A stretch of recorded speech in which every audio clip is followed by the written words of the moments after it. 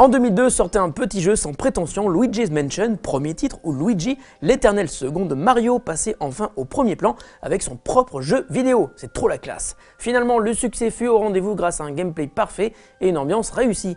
L'arrivée du second épisode était donc très attendue et ainsi 11 ans après, c'est sur la 3DS que ce nouvel opus arrive.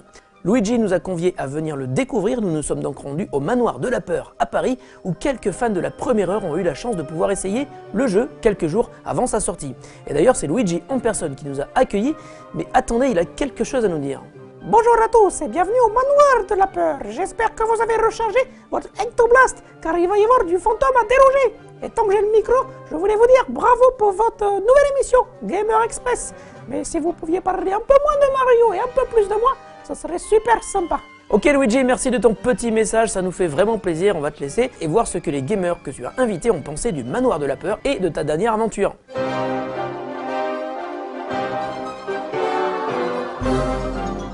c'est pas la première fois qu'on C'est pas la première fois qu'on vient donc on sait que ça fait vraiment peur.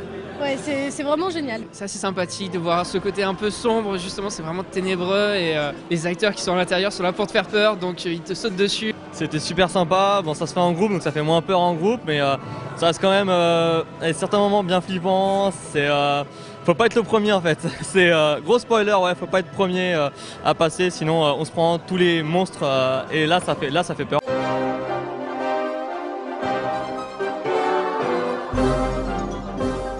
Et amateur de Luigi Mansion, donc j'imagine que tu as pu essayer déjà le premier épisode sur GameCube en 2002.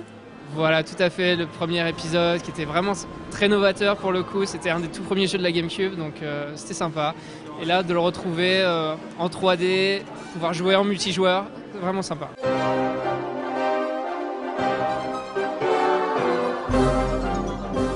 Qu'il soit divertissant, comme Nintendo sait faire les jeux, c'est-à-dire qu'il y a de la bonne humeur, que ce soit comique. Surtout avec Luigi, on sait que les jeux avec Luigi sont plus portés sur l'humour, il a plus peur et justement le principe de Luigi's Mansion et donc du 2, c'est vraiment de le mettre dans un environnement où ses peurs vont prendre le dessus et il va être obligé de se faire violence quoi.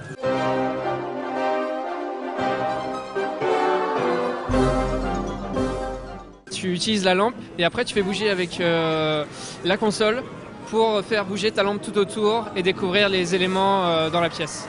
J'étais vraiment habitué à des vrais sticks sur la GameCube, donc c'était un peu différent. Mais le côté 3D, enfin le fait de faire bouger la manette, c'est une autre manière de voir le jeu au final. Nintendo le réinvente, mais on redécouvre différemment.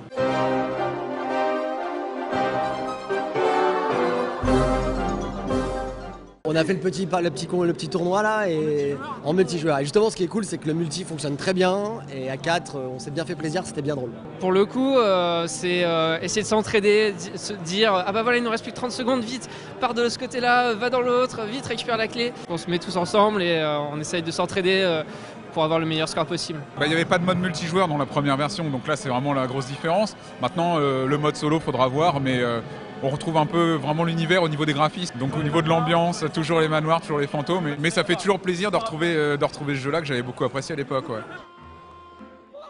Vous l'avez compris, ce nouvel épisode de Luigi's Mansion nous réserve de belles surprises et celui qui est l'éternel second plombier le plus célèbre de la planète est la vraie star de la semaine.